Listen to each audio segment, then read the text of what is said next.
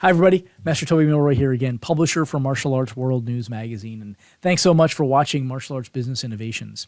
It really does help us out a lot if you click like and subscribe and maybe even hit the bell notification icon on your screen right now. It does help sort of goose the YouTube and the Facebook algorithm and help this video reach more school operators who we might be able to help. So please go ahead and like and subscribe and do all that stuff. Hit the notification bell so that you get notified anytime we post new content. We're really working hard to speak with some of the most successful school operators in the world and bring you some of the biggest innovations in running your martial arts business. So thanks so much. Hit the notification and bell icon and subscribe, and we'll see you next time. Thanks, guys. Welcome to Martial Arts Industry Innovations, presented by Martial Arts World News Magazine. Here, you'll get the latest news and information about the martial arts industry and discover the latest tools, tactics, innovations, business systems, teaching strategies, and much more to help you grow your school, career, or martial arts business. You'll also hear from some of the most successful school owners, innovators, instructors, industry influencers, and thought leaders in the world, sharing proven strategies and solutions to take your martial arts school or business to new heights. Join our mission at Martial Arts World News Magazine to raise the standards of martial arts business professionalism throughout the world.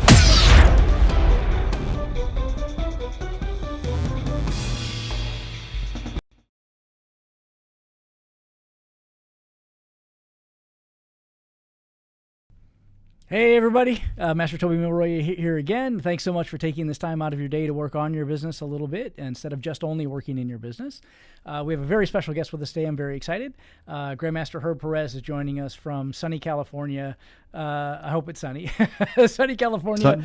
And we're here to talk a little bit about, it's 2024. The Summer Olympic Games are coming up soon, so I thought who better to have a chat with and discuss all things Olympic related, what's happening this year, what's been happening in the last few, what trajectory we're on, where we need to make adjustments and things like that.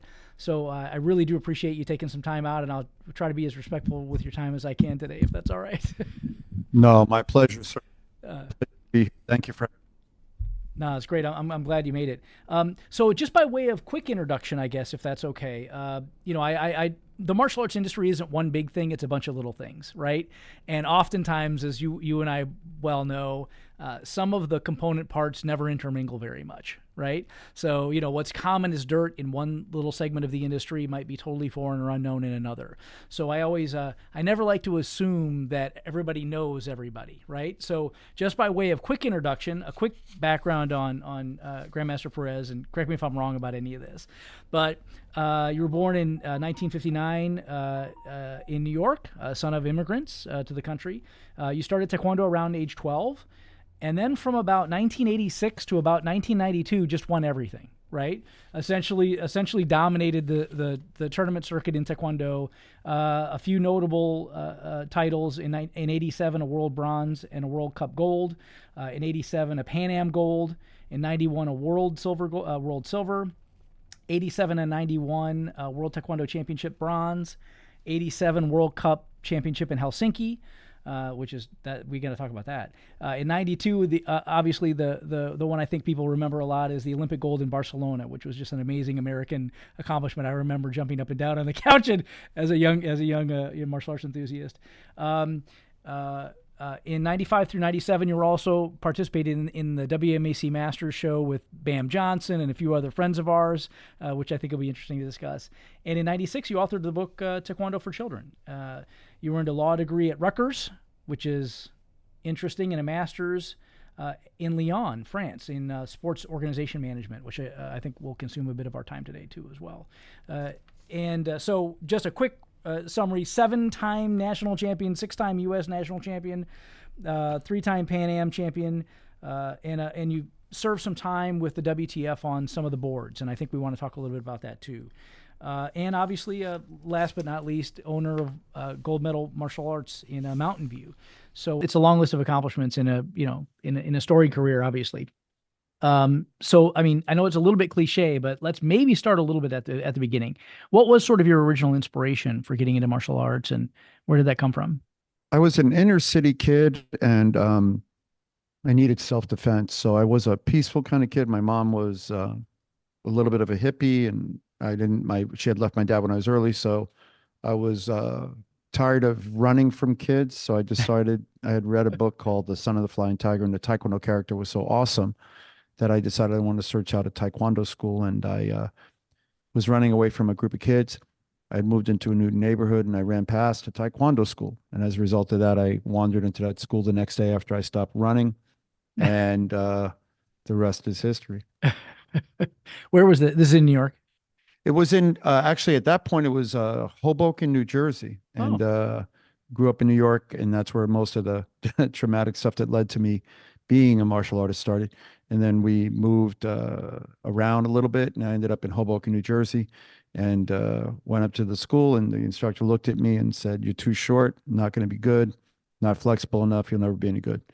So I said, "Well, I kind of need Taekwondo." He said, "Your mom has to sign up." So I went downstairs and I pretended I signed myself up at 9 years old. And he could obviously tell it was the signature of a 9 year old, took money from my paper out and paid for my lessons.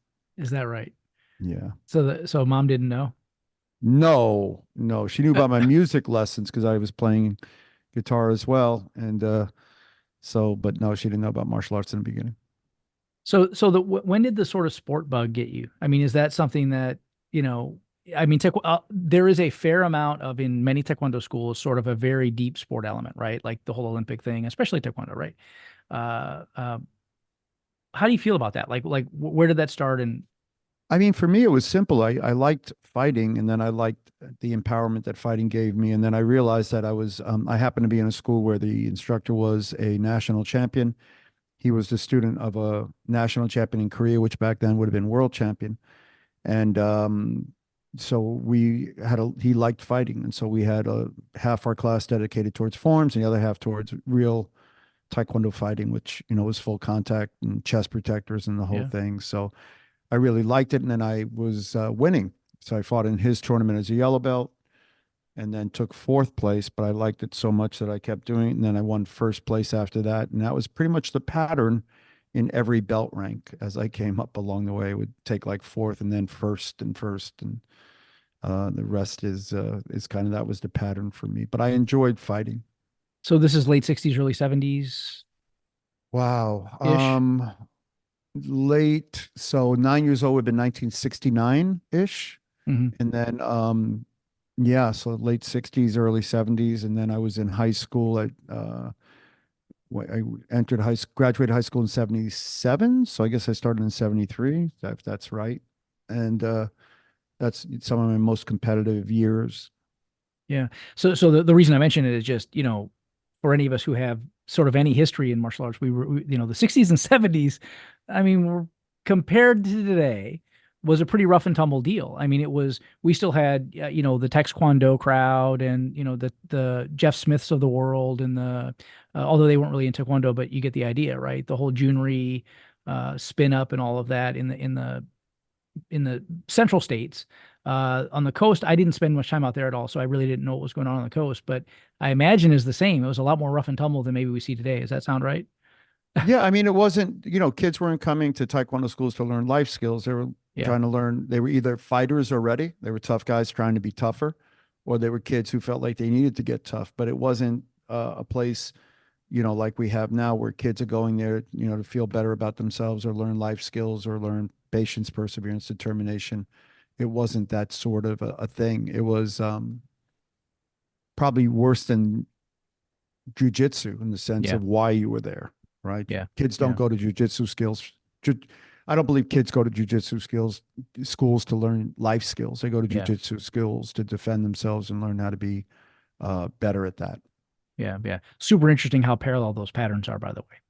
When Yeah, you and I look at the think evolution. jujitsu is. I think it's a great art, and I was fortunate to meet a lot of those guys early on, and I think a lot of my friends practice. It was never my thing, and never will be, for different reasons. But I respect it as a martial art and a scientific martial art. I think it's one of the better ones. Yeah, yeah. It's been really interesting to see, like, what Carlos and the Machados have done with it and things like that too. It's really, there's a lot of interesting parallels. Even if you look back at judo, the curve it's gone through, karate the same thing, taekwondo the same thing, and now jujitsu sort of kind of back at the early days of a bunch of that stuff. It's kind of interesting to watch this all happen. I mean, I started in '79, which obviously a fair bit later, but even still at that point, it was still pretty. I mean, they really didn't have kids in the school. In the school you were with, were kids sort of a common thing or not a common thing?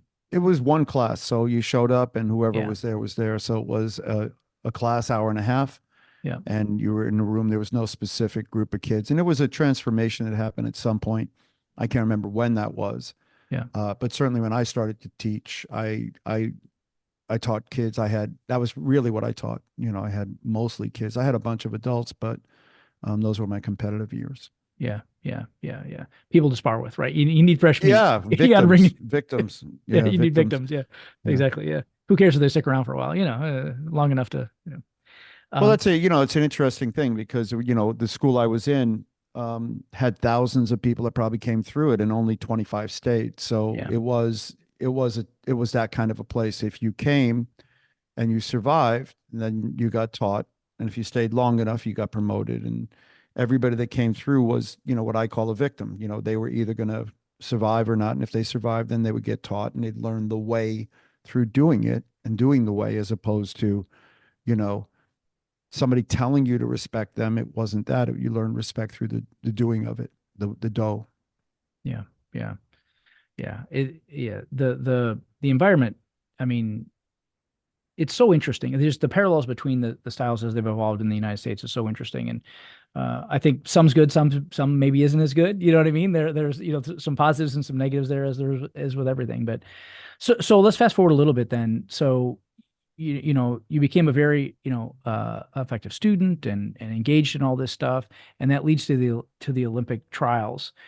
Describe that process and stuff like that. So I think a lot of people don't understand how that whole thing worked back then or works now. Maybe plot us the course there a little bit if you wouldn't mind. So they experimented with various trial methods because they were trying to yield the best athlete. And the question was, what was the process that was necessary to yield the best athlete? They were afraid that at any given moment, the best athlete could get injured, and then you wouldn't have that athlete in the trial process. Originally, you won the national championships, you were on the U.S. team, and you went to all the international events. During my point, they started to do a trial process, which was initiated in part by the International Olympic Committee and the U.S. OC.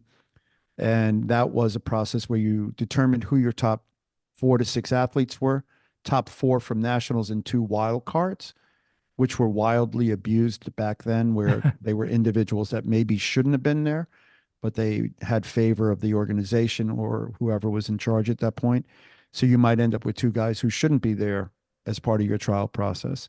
Those 6 would then fight a round robin format where the top 2 would come back 3 weeks later and fight each other. Number 1 seed wins once, it's over. Number 1 seed loses, they fight twice. And if he wins, then it's over. If he doesn't, then he loses to the 2nd seed. That was pretty much the trial process that stayed in place probably during the last 6 years or so. The only difference was in the beginning, you would fight all those in one day. So you'd have 6 people round robin, and then later that afternoon, you'd fight the same guy again. So you might have to fight the same guy 3 times, depending where you are in the mix. I was fortunate that most of the people that I beat the first time, and then I beat the second time. And whatever their trial process was didn't really seem to matter to me. I worked my way through it. And even the political challenges of which there were numerous. Yeah, I think we want to talk a little bit about that. But was this Colorado Springs at the time? Is this like Colorado Springs, and it was, the organization was run, as most organizations are, by political powers. And yeah, yeah, so you have to fight, in a weird way. It was good for me because I had to fight so well and differently to get out of the country that when I went to the international events, the only political considerations were Korea. So yeah, here, it was whoever was in power, whoever didn't like you, whoever was student they thought should go, what backroom deal was cut. There yeah, was a lot of yeah, that going on. And, that doesn't, I don't speak much about that because it really doesn't matter. The outcome for me was okay. It was what it was. And I always I think an athlete needs to take responsibility for their own success and their own disaster. So they Yeah. say failure is an orphan, and so I don't. I'm the father of my own failure. That's the way I look at it, at least. Beautiful. Our kind of mutual friend Jeff Smith, there was a sport karate. There was a kickboxing match in Germany, if I'm not mistaken, 70 something, where he fought a German fighter, and I think 50 people watched the fight today. 49 of them say Jeff won by a lot, but he didn't win. And in the interview, this is when kickboxing was really big. ESPN was there. I mean, it was a pretty big sport at the time. They were selling out Madison Square Gardens, and it was a big deal. But what you just said, reminds me so much because Jeff, when the reporter put the microphone in his face and said, "Well, you lost what appears to be a very unpopular decision. What do you think about that?" And he shoves the microphone in his face, and Jeff's response was, "Well, if I would have knocked him out, I should have knocked him out because if I would have knocked him out, there wouldn't be any questions. My fault." Yeah. So that like Yeah. internal locus of control is a championship trait. Wouldn't you agree? Yeah, I think so. I think, it's hard at the moment. There's emotional moments, and Yeah. I've had my share of times where that's happened to me. Once at a World Championships in '91, a team trials in '88, a team trials in '91. And the difference was in '91, I took control of my own destiny and went back in and beat the individual to death, like within an inch of his life, so that even a blind person in the audience couldn't Yeah. cheat at that point. And people in the know who were there saw what happened and what I did. And it needed to be done and it needed to be said. But that's okay because again, as Grandmaster Smith said, you're the master of your own success and you're the master of your own disaster, right? So if you go in and you don't leave a doubt in the room, although I think there was a time back there where you would knock a guy out and they might try to revive him and bring Yeah. him back Yeah. Yeah. and Yeah. say whatever, but it is what it is. I don't, it all worked out. So, the Yeah. times where I didn't win that I thought I should have won, um, they helped refine me so that when I did get to the moment that did matter, which was the World Cup and certainly the Olympics, I won. And I won because I understood the pain of losing. Yeah. Yeah. Yeah. It's amazing you said that. Just such a similar like set of mindsets, in the Olympic, I don't understand the process myself personally, but at that time, especially things were maybe a little different. You've got the trial process is sort of the tournament, I guess, if you want to call it that.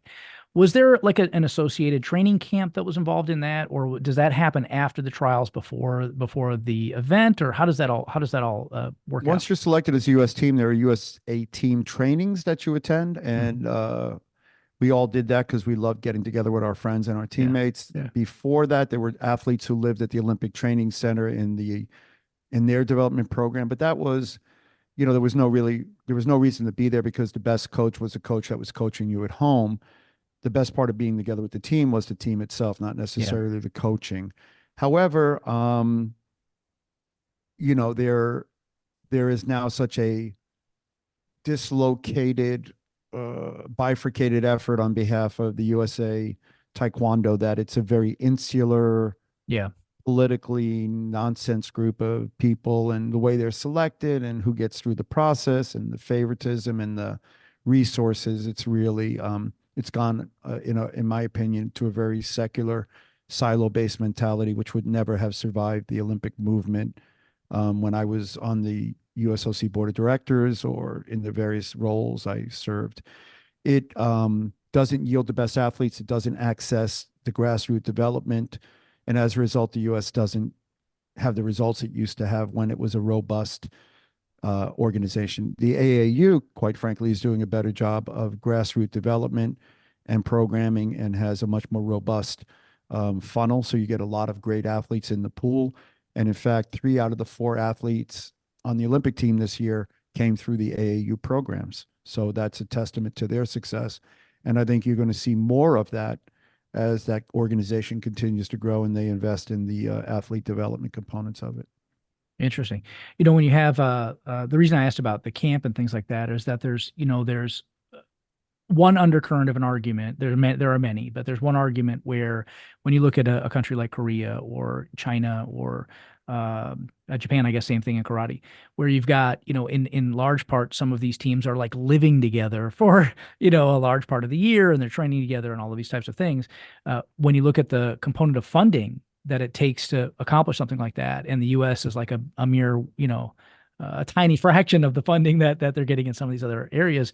Uh, how does that, what does that look like now? What did it look like then? What's your Well, analysis? it's a difference, not just a difference in funding, it's a difference in philosophy. So the Yeah, kids here in the United States have many things they can do and many different sports they can choose in on the college path. Like, for example, the community I'm in, the houses are $3 million. These kids aren't going to be professional taekwondo athletes. They're going to be yeah, doctors and lawyers and tech guys and go to Stanford and Harvard and Yale. So those kids aren't going to be willing to do what's necessary to make an Olympic team. They're going to be doing what's necessary to get into an Ivy League school. sure, Um, Towards that end, the way they've designed the process now, where you have to go around the world and chase points, that means that you're not living at home. So you're traveling 12 months out of the year. You're not getting the best results because you can't peak. But that's how you make Olympic teams. And we've had people who have made Olympic teams simply because they go to the right tournaments where they know the best players aren't going to be, and they amass points and they end up with the most points and they end up somehow in the top six. So they go to an Olympic Games and then quite frankly, they don't do well because they don't have the skill set to do well against these other countries. The countries that are funding development, it's because they don't do well in other sports. So they fund Taekwondo because it's a medal opportunity, and that may be the only medal that they get. sure, And in a lot of cases, these smaller countries, you can gear up a Taekwondo athlete for a medal performance in 3 years. You can't gear up that athlete in any other sport, maybe track and field and some others. But Taekwondo is one of those sports where you can gear up an athlete in 3 years and make them competitive on the world stage, especially because Taekwondo now is such a sissified version of it that you don't necessarily have to be um, physically durable or strategically. The amount of sport intelligence you need to win this sort of game is not the same as when it was the type of Taekwondo game that was happening in the past. So I think that's one of the challenges.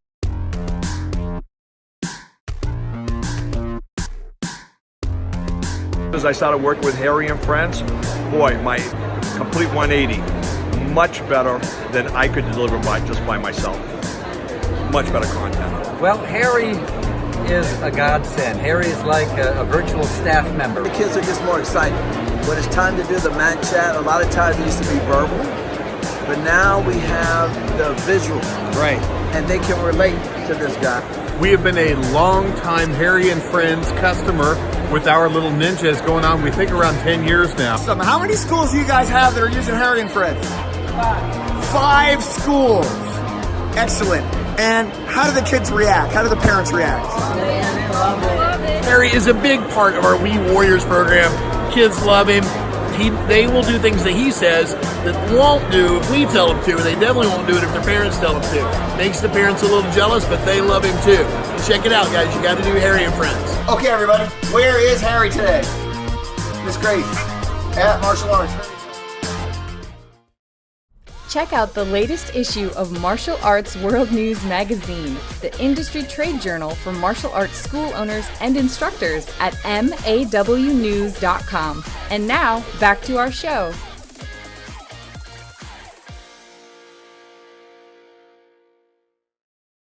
yeah. I mean, let's drill into that a little bit. So, one of the questions, by the way, that we have a bunch of questions from folks who have replied to a couple of posts. One of the questions is, what is your analysis of the current state of Taekwondo, both in the country, but also, let's go, U.S. up. What does the whole landscape look like right now, in your opinion? I mean, I've served on the WTF back then board of I was the education chair and I was the vice chair of the technical committee, and I created the rules that were multi-tiered points, which were more than 1 point for a technique based on the difficulty of it and then its likelihood for being executed versus success. And then the electronic scoring debacle came in because the referees cheated and were just so inept and not trained well and didn't care. And they went to electronic scoring because they said then at least it's equally as unfair. Sure. The unintended consequences, Taekwondo techniques aren't scored anymore. What's scored is lifting your leg or hand and touching an electronic thing, whether it's a technique or not, as long as it goes up, it gets Yeah. points. Makes So contact. you've Yeah. ended up with a bunch of dancers that are flexible and tall, but not technically strong. And in fact, the only thing that happens in Taekwondo matches now is people's feelings get hurt. Nobody physically gets hurt. So somebody gets hit in the face, they're like, ow. It's kind of funny to watch because I'm like, that wasn't even really a kick. Like if I kicked you in the face, you were going to take a nap for a while. These guys now get touched in the face and they lay on the floor like they died. And that's because they're not athletes. Well, not to say that they are athletes. They're not Taekwondo athletes. They're athletes who do the type of Taekwondo that's done now. If you were to take the chest protector off, the electronic chest protector off, and then you were to have them to kind of fight and really fight, there are a handful that could still do it. And there's one or two Americans that might, and certainly others from other countries. But the majority of them wouldn't survive a real Taekwondo match, or what people called old school Taekwondo. Yeah. So that's one of the challenges. I don't know anyone that did Taekwondo at a time when it was Taekwondo contact Taekwondo that watches the current Taekwondo. Yeah. No one watches it. I can't watch it. I try, Yeah. but I turn off the TV pretty quickly. Yeah, I try to stay on top of it, and I kind of have some of the same. Like, I'll tell you what, last Olympics, the karate like forms demonstration, like the forms competition. I love form. I'm just a big forms. I'm a nut. I love it all, but I just love that. But man, the power and precision and some of the techniques and things like that, I'm like, man, this is what we need our people doing. Like, what are we doing here? You know what I mean? Like, it's unbelievable. And the kumite is a little bit sporty to me, but still, I mean, they're hitting, but watching the power and technique in some of the karate forms I thought was amazing. And then I saw the taekwondo in contrast, and I'm like, man, what did we do here? Like, the rules yield results, right? The rules yield the fighter that you get. And the UFC, every time you change the rule, when you modify something, the players figure out how to maximize that, right? So that's where we are. Where are we at on like a medal status and things like that? Like, it's still a medal game. What's the debate behind that right now? What is that going to look like this year? The next few? What are we The thinking? U.S. has been embarrassing internationally in the men's division for quite some time, and I think this year they have at least a ray of sunshine in one division or two.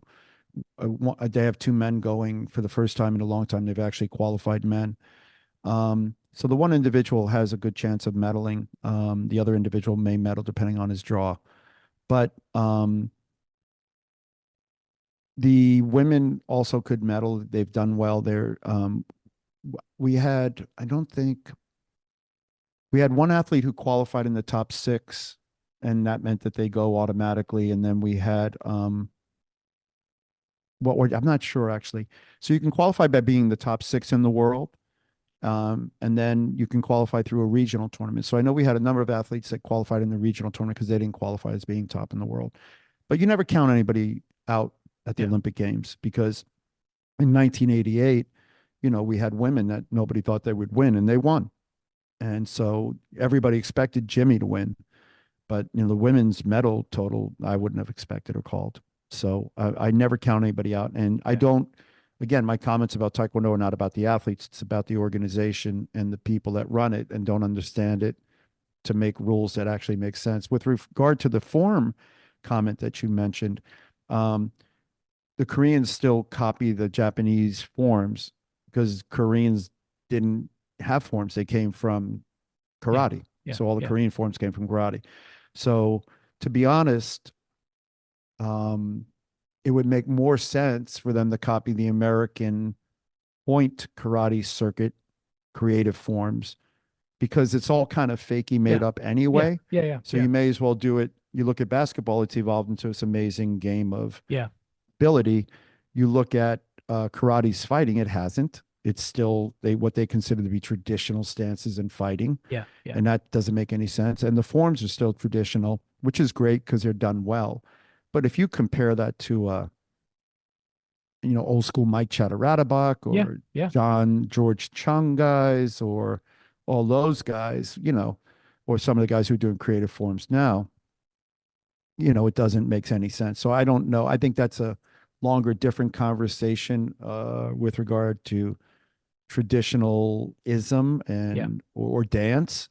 But I think that if you're going to do forms, then either you go to the place where you make it as athletic as you can, because that's where the evolution of any sport goes. Boxing doesn't go like this anymore, Right. like they're Right. boxing in the 50s or 1800s. They get very sophisticated. And you look at the UFC, that's a perfect example of a Yeah. constant evolution of technical Yeah. superiority. So why should it be different in any martial art? Yeah. Totally. Yeah. Totally. It's the and its status right now as a medal sport. That's been in question a few times recently. I know karate's been in and out, and a few other things were kind of in and out, and there's some debate there. What's your thinking about that? What's your analysis of it so Well, far? And what do you think? haven't been in the room at the time. Karate was never going to be a medal sport. Yeah. Karate was going to be a medal sport, one games for Tokyo, because that's the Yeah. new thing. Tokyo. Yeah. Yeah. And so in Tokyo, it was a medal sport, and it's out. Yeah. Whether it comes back in or not, that's going to depend on the new presidency of the Olympic Committee and the committees that are involved in that. But there's been a lot of movement to combine the martial arts into one thing or not. Yeah. The Taekwondo, its political legacy and its medal count now is such that it's got such a diverse support from many countries, which was a political decision, that it would be hard to get it out of the games. But it's not watched. And so, Yeah. its only fear is going to be dollars and cents. And Yeah. then you've got to look at the evolution of breakdancing and rock climbing and Skateboarding. surfing and Yeah. all these other things, e-games and the nonsense of that. The original Olympic, I'm a graduate of the IOC's Olympic Academy, and the original Olympic ideal, Pierre de Coubertin, and it was about athleticism. It was about faster, stronger, higher, and equal access to it from everybody in the world. And it should be, certain, like shooting, should it be an Olympic sport? Probably not. That goes right up there with me and luge. Curling? Yeah, curling neither. I mean, my friends and I used to joke about the idea that in order for something to be an Olympic sport, it should have a ball or danger or both. Yeah. Right. Yeah. So there are many sports that are games and not, and I sat on the USOC's games committee. So we would get these people who would come in and try to become an Olympic sport by first becoming a national sport. So we had guys come in from juggling, underwater swimming, joggling, which was juggling while you were running. Oh, Jesus. The things that I saw that were just kind of ridiculous. Chess came in, and I was like, bridge came in, and they were willing to play it in the winter on ice. So everybody thinks they should be an Olympic sport, but at the end of the day, if you don't have to train and be physically challenged, then I have my doubts as to whether or not you're a sport. And that's why when I look at something like shooting is not a sport. Shooting's evolution in the Olympic Games was for a different reason, and it didn't have anything to do with it being a sport. Interesting. Interesting. So the current state of how organizations work globally, you've got Kukiwan in the mix, and I've never been completely clear about how those pieces fit together. And that's my ignorance, but also I think it is a little bit obtuse.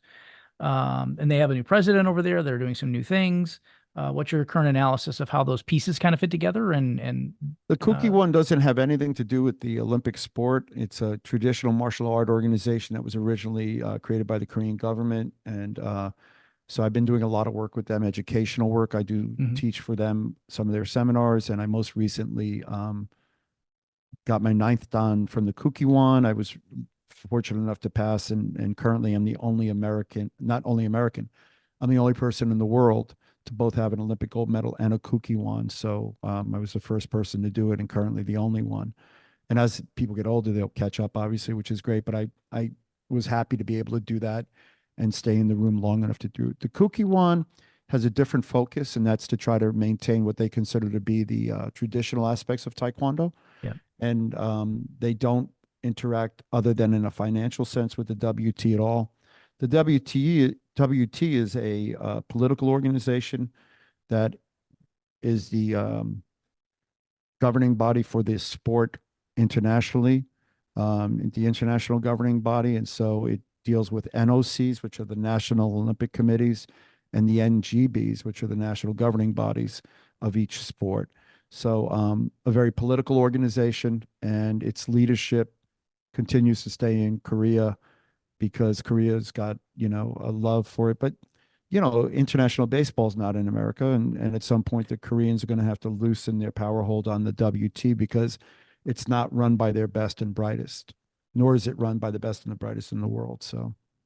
Yeah, yeah, we had spent a little bit of time with the new president, Dong Sup Lee, and he was pretty clear. And I'm glad you said it. I mean, I think you articulated it exactly the way I think he thinks about the world, which is they want to be the traditional version of this thing that they all love, and you guys go deal with the Olympic stuff, and we're going to stay at traditional art. And reminds me of the early days when Tong Sudo decided to do its own, in like the 50s or whatever, 70s, when Tong Sudo decided to stay a traditional art, and that was sort of the path that I ended up taking. So I guess it was the 60s, but interesting enough.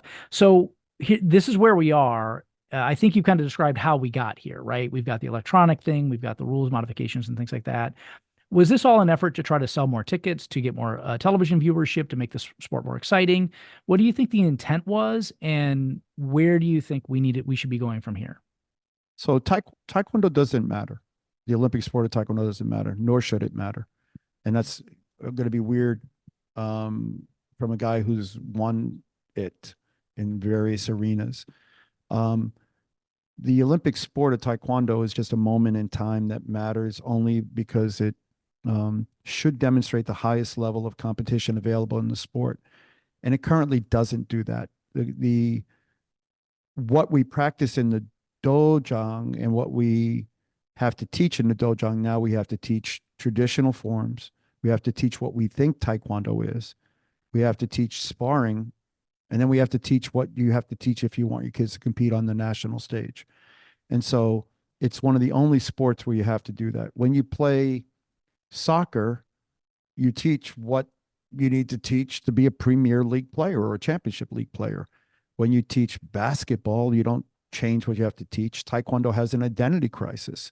Yeah. And until it deals with its identity crisis, it's going to cease to matter. With regard to why it changed, quite frankly, because they were cheating and they couldn't even uphold their own moral or ethical standards that were self-imposed with regard to itself and the refereeing. So as a result, they were so embarrassed at various international events that they had to go to a system of scoring that doesn't work, but at least it doesn't work for everyone. Right. And they would have been better off to train the referees better, punish the ones that cheated, and then professionalize the sport. But now they've taken it and they've ruined so if you were to watch Taekwondo as it's done at the Olympics and then go to an average Taekwondo school, you wouldn't recognize it. You could spend, 10 years in a cave doing Taekwondo, come out and go to the Olympics and wonder what they're doing. It's a horrible version of bad point karate. So it's the only way really to describe it. I can't watch it. The guy who started the pushing thing was Yang Jinban, who's actually was a bright mind in Taekwondo, and now he's become just a self-important person that wanted to have people be able to push. And so now you have pushing and shoving and holding and standing in the middle ring. You've lost all the steps and the strategy, and you just kind of lift your foot and fart on each other is what I call it, foot farting. And then if you do it right, you get 3 points or 4 points. And so you'll see these ridiculously boring, technically inept matches. And it just has an identity crisis. And I think that's one of the biggest problems with it. Yeah, it's interesting, the parallel again in the traditional martial arts versus associations of, let's not even say traditional martial arts, in the martial arts school business versus the martial arts organization business, right? And whereas there are some organizations in the country and in the world who really sort of take it seriously, that their congruency between what the organization's desires and objectives and missions are 100% or as close to congruent to what the school and the students' objectives and missions are. And it's also interesting to see those that have such a wide chasm, right?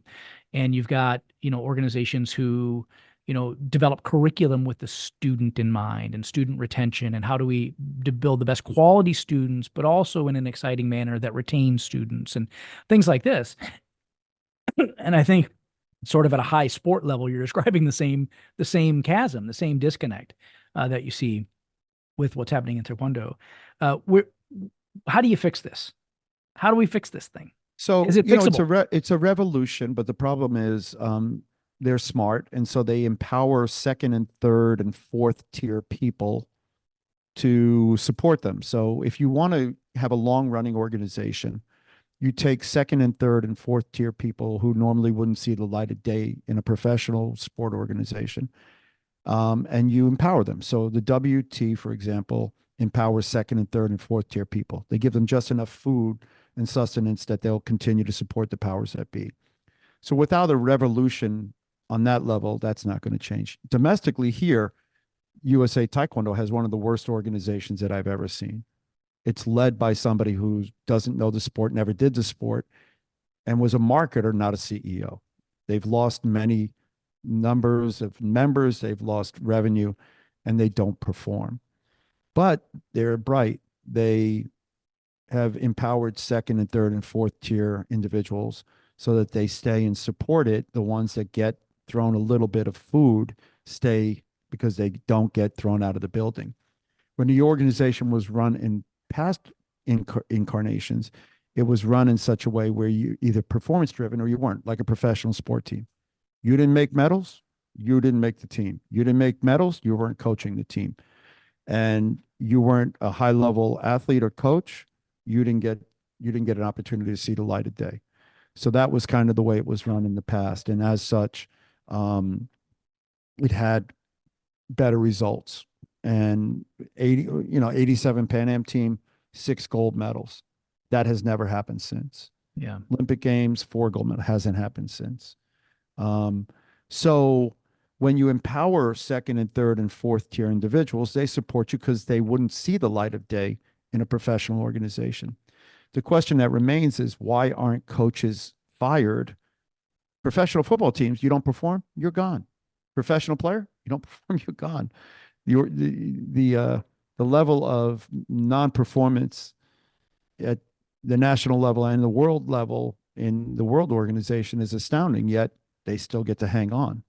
So, in the words of one of my favorite Olympic colleagues, most people haven't seen a plane ticket they didn't love. So they get plane tickets to go watch, and they're happy, and they get to sit at the table and eat a lot of food. So you can go to the World Championships, and you go to the Grand Prix black tie event for athletes and coaches. We didn't have a black tie event when we were competing. We had a tournament. That's why I was there for a tournament, not for a dinner. Yeah. Well, I think, yeah, I mean, it sounds a lot to me like the Steve Jobs, what you're describing sounds a lot to me like the Steve Jobs bozo explosion. I mean, you just have this catalyst of, well, Rocky Abled, which Rocky, I'm sure you know Rocky, but Rocky Abled, his question was, how do we fix the current state of sparring? And I think you addressed that, right? Do you think that just sunsetting the electronic device is enough, or do you need more there? I think you just don't participate in it. So I don't bring my kids to tournaments that don't fight with the right rules. So you don't participate in it. You don't support it. You don't give them the money. So my advice to people is, unless you have a kid who's going to the Olympics, don't participate. Don't send your money. Yeah. Don't go to those tournaments, and let your kids compete in regional events and local events, and work with your other school owners for match fighting, because that's going to be their pathway. Most kids that go through a Taekwondo school are developing life skills and physical skills, and that can be done in local tournaments and stuff. Simply don't support. Go to the AAU, you're going to have a better experience, in my opinion. I've been to a number of their events, and whenever I see one, I go to it. And that's the way you change it. As far as changing the, you have to force change, and unfortunately, people only listen to money. So don't give them any money. Hey son, let's do something different this weekend. How about we take in a museum? Yeah, that sounds good. We could learn about the samurai. Yeah! Or how about the Hawaiian Lua warriors? Ooh, the mighty sumo. Hey, how about the Martial Arts History Museum? That way we can learn about them all. Yeah, that sounds great. Do you feel like you're getting crushed under the tremendous weight of managing your martial arts school? Crawl out from beneath the burden and reach your potential. Lighten the load and let Atlas Martial Arts Software do the heavy lifting. Visit tryatlassoftware.com to see for yourself and get 7 free gifts valued at over $400. Stay informed while on the go with daily news in the Martial Arts World News Magazine mobile app for Apple and Android devices. Find us in your app store. And now, back to our show. What's AAU getting right, do you think? Inclusiveness. So they have an inclusive program where they support local clubs and athletes, and everybody feels welcome. They're treated well. They all have an opportunity. They compete. They have a number of different venues, and they have the largest numbers because Bobby Stone is an amazing leader. It's a great individual. I just did a podcast with him, and the head of their TOPS program, which is their elite athlete program, Giambi, Coach Giambi, is also a great individual. And they're working with Juan Moreno, Olympic silver medalist and world champion. They couldn't pick a better group of people to lead because they're leading from their hearts and not their pocketbook. Yeah. It sucks when it all gets involved. You know what I mean? Like it's, I get it. Keith Winkle asked, with your deep experience in Taekwondo, both as an Olympic gold medalist and as a successful school operator, how do you navigate the balance between preserving the traditional values of martial arts, but still adopting innovative approaches for new generations to rise both in the business and in the sport? So the way of Taekwondo comes through the doing of Taekwondo. So if you read a book called The Right Stuff by Tom Wolfe, he talks about astronauts and how they became astronauts and how they treated each other and how you learned how to be a good astronaut. And it's all about how do you become a member of the tribe? And it doesn't have to be written down. You learn it through the doing of it. So what I suggest people do is raise your culture in your school and build a culture that yields that result. And then you can't tell somebody to respect you. They have to respect you through how you carry yourself and how you do what you do. And that's the same in Taekwondo. So I maintain the culture of Taekwondo in my school by how I teach, what I say, and what I do. Most recently, I've created a program to educate modern day masters of Taekwondo on how to teach better, just how to teach better, not what to teach, but how to do it better so you have outcomes. And it was an extension of a program that I created for USA Taekwondo, which they still use on how to coach and to run better. When I developed their coaching identification program, athlete development, and referee programs many years ago. Recently, though, I've been excited by the Kukiwon and the WTMU with Keon Kim, and we've developed a program to teach that culture. How do you build a culture? What do you do? How do you understand today's marketplace and become a better instructor, just a better educator? And so that myself, along with Leon Preston, an international referee and educator, we've just finished it. We're launching it soon with the first group of individuals that'll be handpicked to go through it. And then we're limiting the amount of people that we actually take through the process. So that's my personal effort. I know many people do different efforts. At the end of the day, I believe this will become the good housekeeping seal of education for Taekwondo. So if you look at a school, you're going to look to this certification and say, I know this instructor learned how to teach, knows what to teach, but more importantly, knows how to communicate to my child so that my child learns and gets better. Right now, there are so many organizations teaching members how to get more members. And then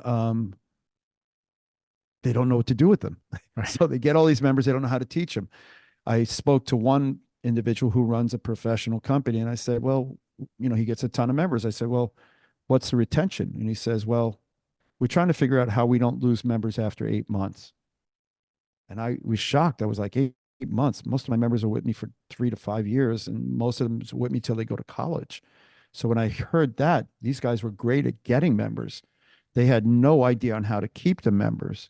And they had no idea on what to do with the members once they had them. They just taught what they taught. They taught what their instructor taught. And and then didn't have any throughput. And I think throughput in longevity and retention is what matters. We had a 3% attrition rate when most schools have a 33%. Yeah. So Yeah. that's how you build schools of mass.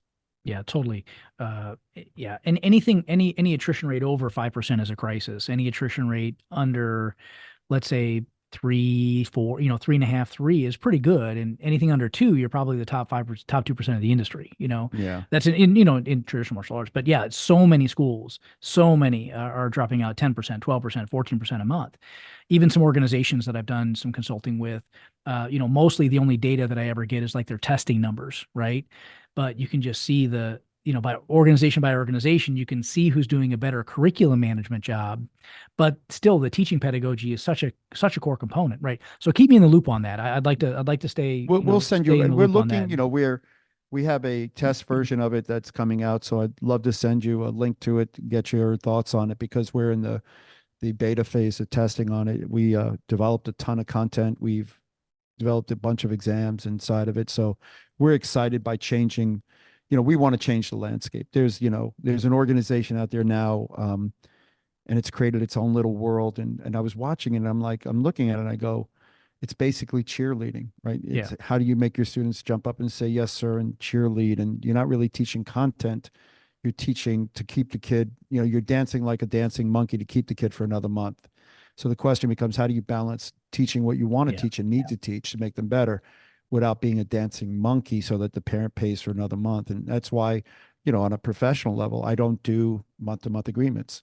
I have no interest in it. Yeah. I want children that are committed for at least a year. We don't sell 3 and 5 years, but every year they can make a decision. I don't want to be dancing. Yeah, totally.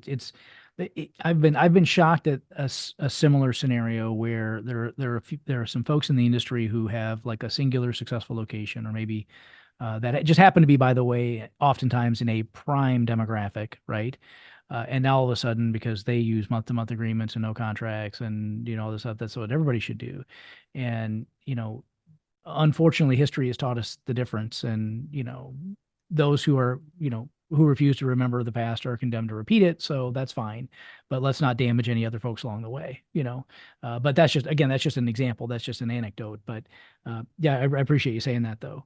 The other question that I thought would be kind of funny is Ali Alberigo asks, when's the next time you guys are going to be able to get together and play guitar? Because he's a big enthusiast as well. So. I don't know if people can see behind me, but whatever your venue is, if you were looking at my house, he and I share that passion. I'm actually on my way to Maryland tomorrow to buy a guitar amplifier that a guy from a very famous band, and when I was back then, he was in a really crazy big band, and he's now building guitar amps. So I'm going to go buy one. So I'm going to have to make time for him. That's hysterical. Yeah, I had a brief encounter, and my instructor was the guy who was trying to teach me was Dave Curry, who was the guitarist for Steppenwolf in the 70s, right? Oh my gosh. But listen, a brilliant musician. He's got like 11 fingers on his left hand or something. I don't know what the deal is there, but he can't teach. So I'm like, well, slow down. I can't see what you're doing there. So that was the extent of my my guitar experience. I again, we're running way long because of our technical issues, but maybe one quick question, if you wouldn't mind. Yeah, sure. My premise is success leaves clues. So what lessons do you think that you either encountered, mastered, experienced, or whatever in the Olympic training process and the competition process and the entire landscape of all that, do you think, most clearly translate into that of running a successful martial arts studio, school, business? So I just finished a book, and I'm in the process of editing it. I had written my first book for children, and then my second book now is I have three actually that I've just finished. One is a cookbook, and that's going to be a fun one. The second one is an experiential life book about my life, and that's a very personal thing that I probably won't share until I'm dead. The third one, which is just done and finished, is a technique book based on one person's life and one person's successes and challenges and failures. And I call it, right now, the working title is One Champion's Pathway. That's it. And so the things in my life that I've learned that I thought were important to learn, and the mentors I've had, and And in the book, it goes through all of those things like mentorship, what you need to be successful. But at the end of the day, you need to start with a clear mirror that doesn't distort the reality of who you are. And then you have to open your eyes. I'm studying Buddhism now. It's my last final journey, an extension of the person I want to be. And I don't think I could have been that person until this point in my life, because competition taekwondo doesn't allow you the space to be the person that you ultimately want to be. And that's ironically, I had started taekwondo for that reason. So there is this understanding, I think, that it comes in martial arts and it's in Buddhism for sure. The idea that you need to be present in the moment. And then you have to be brutally honest with yourself about who you are. So what is this and who am I? And this is what my mentor in the study of the Dharma is trying to explain to me. And I'm just really new to this. So I don't even want to pretend like I understand it all. Oh my God, me too. That's one of the beauties of it. So in the beginning, I was brutally honest about who I was, what I was good at, what I wasn't bad. I did a pretty good job of self evaluation. I then surrounded myself with people who were brutally honest with me about about evaluating me as an individual. Those two things have served me well. And then you've got to be willing to listen to that mentor. You got to hear what they're saying and continue to talk about I statements rather than you. So anytime somebody criticizes someone, they're so quick to say you, and you need to start with I. And so those things have served me well. When I opened my school, I was fortunate enough to have owned a video production company that Century was my partner in. And I filmed their original series of videos for Maya. And I came across Frank Silverman, who was an amazing and amazing, bright individual. He's and right here Mike down by me. He's right here down by me. Yeah. Frank and Mike Metzger, and now the gentleman out of his name escapes me. He's going to kill me because he's the guy that I always go to for help. They always send me to him. But Mike and Frank are my two best friends and my business mentors, and I listen to what they say. They think I should listen to them more. But as a result of them and the mentorship, I was able to grow using my Taekwondo perseverance, determination, and patience and their methods to grow my school from 0 to 850 members in a period of time. COVID killed everybody, including us. And now we've built back up to where we want to be. And so that those lessons are important. Number one, self-reflection, brutal honesty. Number two, a mentor that can be honest with you and you can listen to. And then number three, you got to be willing to put in the time and the work to make it work again, especially post-COVID. The rest of it, and I cover a lot of this in the book, is the nut and bolts of it. And it's kind of interesting because when I finished the book and did all the stuff, and I'm now in the review process, and I end the book, I realized that the book is a resource. And so when people ask me these kind of questions, it's a resource. Take something if it's good for you, use it if it's good for you. If it's not, don't use it, don't listen to it. And if it resonates with you, then it resonates with you and you need it. And so that's kind of the thing that I always explain to people. The world is full of people that watch late night TV and buy late night gadgets on TVs because everybody wants a quick fix. And unfortunately, there's nothing quick about doing the martial arts, learning the martial arts, or being better at it. And there's nothing quick about that in business as well. So COVID was hard for us.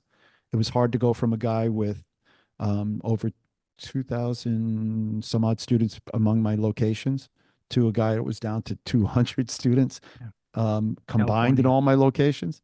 And so that was a humbling moment. And now we're back where we want to be, but we also treat it differently. So yesterday we celebrated the milestone of my school being full because I'm only taking a limited number of memberships and I don't accept everyone. When I meet someone, I say, we're interviewing you. And I know you're making an evaluation of us after the private lesson. And after speaking to you, we'll make a decision about your membership here. And I'll give you that decision within 24 hours. And you'll have 24 hours to make a decision whether you want to be a member here. If you don't, that's okay. We'll move on to the next person. We have a limited number. We have 2 spots left for the year, for example, and until someone leaves. If we're not a good fit for you, and I've done this in 20% of the case, I will suggest somewhere else that you can go that's local. And I did it just the other day, and the woman was like, well, they love it here. And I go, I know. Yeah. You're not a good fit for us, but this might be a better fit for you. And I'll send them somewhere else. And this has made me incredibly happy because I only teach people that can be members of my community that I think will fit. And I learned this because my kids go to a school, and in that school, there were 600 applicants for 30 spots. Yeah. And they didn't choose everyone.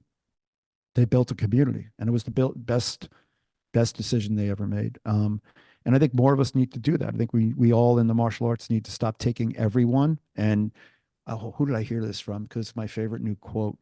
It was during a podcast, and I can't remember who.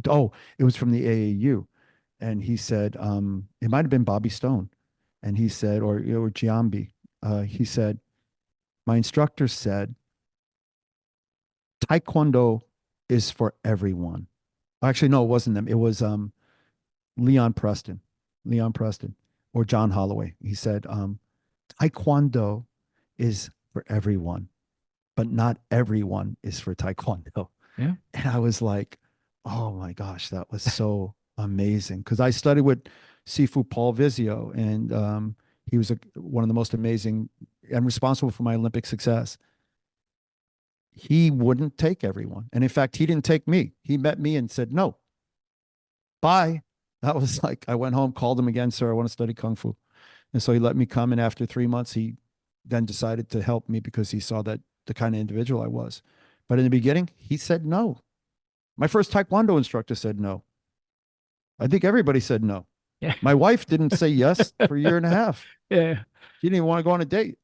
So I think that's the way I'm going to start everything. If people say no, then I'm going to keep going until they say yes. Yeah. Yeah, I think you're exactly right. I think the parallels.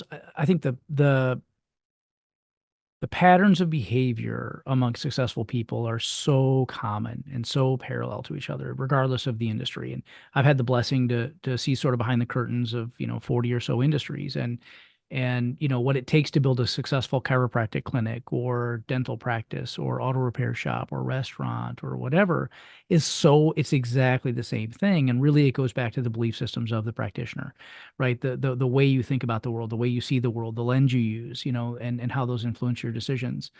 So I'm glad that you mentioned that. And in your Buddhist journey, of course, don't forget our mutual buddy, Steve Hayes. You got to talk to Steve. I mean, I'm going to have to, I won't mention my mentor because I'm not sure I don't know if he's shy or not, but I reached out to him because I saw he posted something about his mentor passing away. And so I told him I'm trying to find someone that could help me with this thing. It seems really difficult to find somebody to talk to about it because I started martial arts to become a better person. And when you become a competitor, it's hard to be that person. Unless you're Jimmy Kim, may he rest in peace. Jimmy was so much better than everybody else. He could be nice, but it's been interesting. There's some really interesting parallels in martial arts and in the study in the Dharma of the Way, and so I'm just in the beginning of it.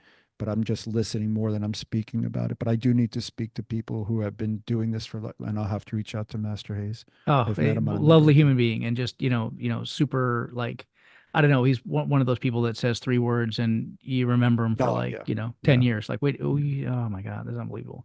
Yeah. Well, sir, listen, I really appreciate your time. Thanks so much. Well, I appreciate you. I'm sorry for all the technical problems in the beginning, but I'm glad that we got through this. And I'm going to take a moment. I'd love to invite you to join us on the Masters Alliance, which is not as serious a podcast as yours. We talk about things, but we have an upcoming segment that I think would be great for you to be part of. Yeah, anytime. And keep me in the loop on what's going on with the book, what's going on with the teaching program. I think I probably sold more of that torch program for Century. Oh my gosh. You're the best. That program was great. I had a lot of fun doing it, and a lot of it still resonates, just the method of it. I've considered redoing it. But right now with the Olympic fighting the way it is. Yeah. I love teaching. I love the idea of how to teach better, but I love the idea of exploring how to do it better. But thank you for those kind words. Yeah, it was a different time, but it was amazing. And it really helped a lot of our guys kind of like what my favorite element was the element that you're now thinking more about. It was how you were teaching these elements, not what the curriculum itself. It was really the like curriculum the doesn't pedagogy. matter. It doesn't matter what you're teaching matters how you're teaching, because then you can teach anything. And that's why when you asked a question about business or this, that, the other thing, I'm not the most successful business guy in the world because I do things that are not purely business, because that's my nature. I do things that are better for people and for the community.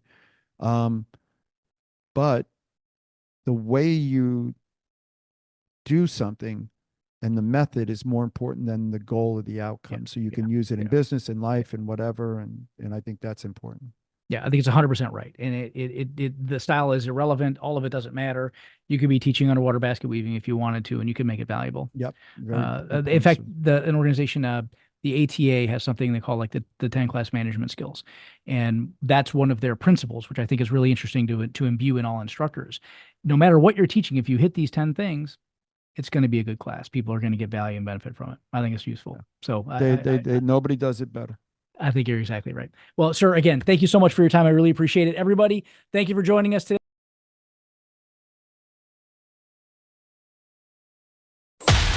This has been a Martial Arts Industry Innovations production, presented by Martial Arts World News Magazine.